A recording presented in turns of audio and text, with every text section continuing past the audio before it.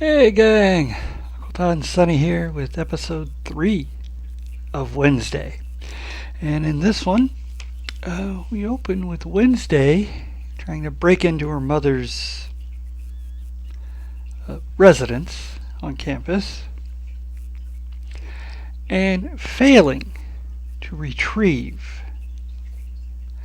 Goody's book. But she does, in an attempt to persuade her mother, tells her about her dream about Enid's death, but she still refuses. And it comes out, if you remember the original show of the Addams Family, Morticia had a sister, Ophelia.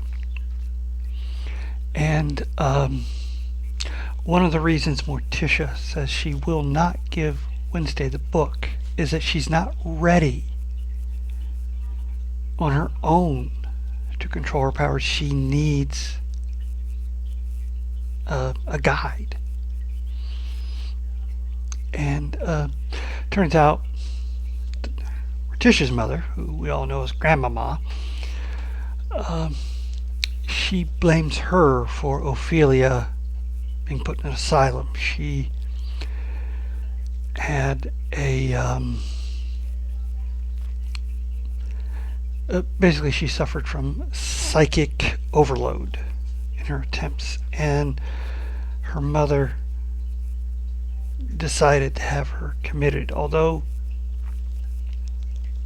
she's now missing. They don't know where she is. She escaped, apparently. Well,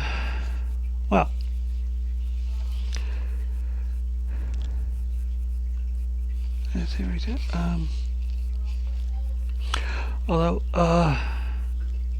meanwhile, Slurp returned on his own to the beehive cabin, and he's starting to regenerate from having eaten the brain of the driving instructor.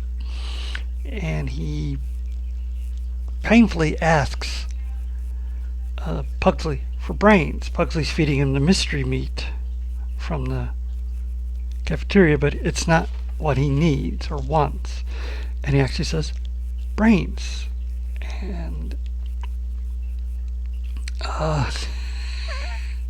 Eugene's freaked out by this. He knows what this monster wants. Wednesday does go to Galpin's funeral, which is only attended by the new sheriff and Dr. Fairburn. The sheriff representing his old occupation as the sheriff, and Fairburn as a representative of Tyler. Here, Wednesday tells Fairburn that the killer is an avian, someone who can control birds. Fairburn says she'll have to go through her records. They don't have any avians now, but they might be able to find one in their past records. Now we learned something about Bianca. She goes to the inn and, using her powers, gets a key to a room and then tells the woman to forget about her being there. Turns out that's where her mother is. The cult, what's it called, a Morning Song, had their compound raided, and Bianca managed to save her mother from being arrested with everybody else. Although Gideon, the leader, is still at large, so that's why her mother is hiding out in the hotel until he gets caught. Now, Wednesday, because Enid is off with her pack all the time, has been having trouble opening Galpin's phone with the eye she has. So she goes to ask Agnes for help, and Agnes just happens to have one in her group who is a shapeshifter, and using that ability she shapeshifts into Galpin and they open the phone. A voicemail then leads to a cabin in Pinecrest. Well, that's kind of far away. Where the closest thing, Jericho Campgrounds, which just happens to be where the school is going for a camping trip, which Wednesday was going to ignore, but now she has a reason to go, so she attends. Enid also finds out that Agnes is helping Wednesday, and she's a little put off by that. She was Wednesday's helper, but she is doing a lot of stuff with her new wolf pack and with Bruno, her new love interest. Well, they get to the campgrounds, Jericho Campgrounds, where Wednesday finds out her parents are chaperoning. Pugsley has something mysterious he's got in a casket he's taking with him. It's Slurp. And then a group of scouts show up with their leader, I think it's Captain Krogan or Commander Kroger. Or, I'm sorry, Kruger. But not Freddy. It's Kruger. And it seems both have booked the campgrounds on the same days. Well, Kruger has the obvious solution. He's going to have his scouts kick the outsiders out, and they're going to go with their thing. They've trained all year for this. Until Wednesday stops him, because Wednesday is a little intimidating, even for her size, and challenges them to a war game. Winner gets the campgrounds. So, of course, they do. And then we get this long stretch. You know, Wednesday's doing this not to help the school, but she needs to be there to get to the cabin. And so it's a war game. You have to grab the sigil, get it to a specific spot. No rules. Outsiders can use their abilities. Scouts can use any weapons they want. So it's a pretty fierce battle. But Wednesday eventually wins in the end by zip lining ahead of the scout climbing the tower. Knocks him out. And their sigil falls, breaks, and her sigil flyers off. They've won.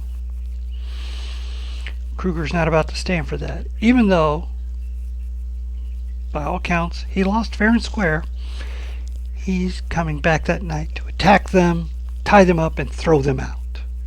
Because nobody defeats the scouts. Winning is everything. Losing is nothing. Well, that night, Wednesday makes it to the cabin, where she finds a murder board with all these obituaries of outsider children that were all at the Willoughby Asylum. And there's a name above it. Lois. This must be the avian she's looking for. So she takes all the obituaries and heads back to camp, where she talks to her. While this has been going on, they've had a bit of a campfire outing and sang a rousing rendition of Werewolves of London. I think that's what they were saying. Well, I'll check and make sure, but I think it was Werewolves of London. Speaking of music, on the way to the camp, on the soundtrack was Rocky Erickson's I Walked with a Zombie. Now, if you're not familiar with him, he did a lot of horror-oriented rock songs. Creature with Adam Brain, I Think of Demons, Cold Night Out for Alligators. You know. Anyone who's listened to my online station, Uncle Todd's Monster Music, you may have heard one of those songs. I tend to play them a lot. Anyways, returning to the camp.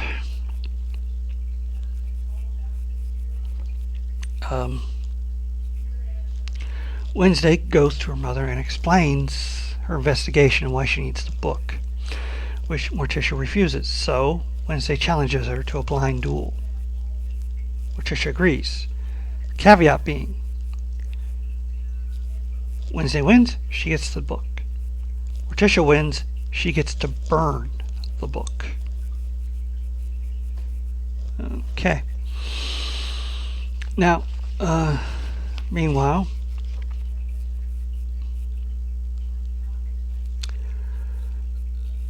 Ajax finally gets Enid alone and they have a heart-to-heart, which comes down to she's no longer the girl he knew. She's different. Since she's able to change now, she's not the same as she was. Or personality-wise, she's got more confidence. And Ajax realizes the girl he fell in love with isn't Enid anymore. And we get a poignant throwback to their first coming together in the antique shop, where two different animals really can't be together. And he goes off. Meanwhile, the scouts are coming in for their attack, one of which raises the obvious point of, but they won fair. Why are we doing this? To which the scoutmaster says, you don't need to think. Thinking's my job. Your job is to obey, and this is what we're doing. Unfortunately, trying to start at Pugsley's tent, he inadvertently sets off the slurp alarm that Pugsley had set up in case Slurp gets away, causing him to trip into the tent, where he runs smack dab into Slurp and gets his brain eaten in full view of his scouts, who now run away scared to death. This gives Slurp enough energy to escape, and he heads out and comes upon Gomez in the shower.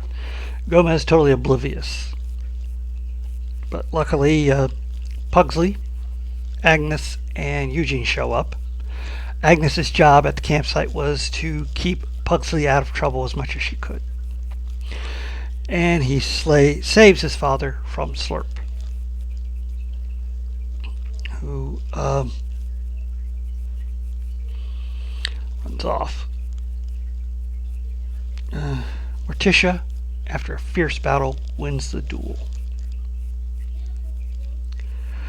And then Slurp, who's gotten into the woods at that point, gets saved, or Morticia gets saved from Slurp by Wednesday, who skewers him to a tree. In the aftermath, the police strap Slurp into a straitjacket to take him to Willoughby, the only facility able to handle such a creature. Pugsley's devastated. He's lost his first true friend, although he and Eugene seem to be getting along better. And Wednesday spots the avian, but before she can approach her, or him, they disappear. And we find out there's another transfer at the asylum. Professor Thornhill. Okay. Wow. This is a pretty good episode. A little light on forward movement, just the thing in the cabin, but I do like the addition of the music. And some of the comedy with Gomez and the zombie, where he's totally oblivious and thinks it's Morticia being romantic. He smashes through a wall, Gomez is back to him, and his tongue comes out the kind of taste, and he's like, ooh, getting frisky.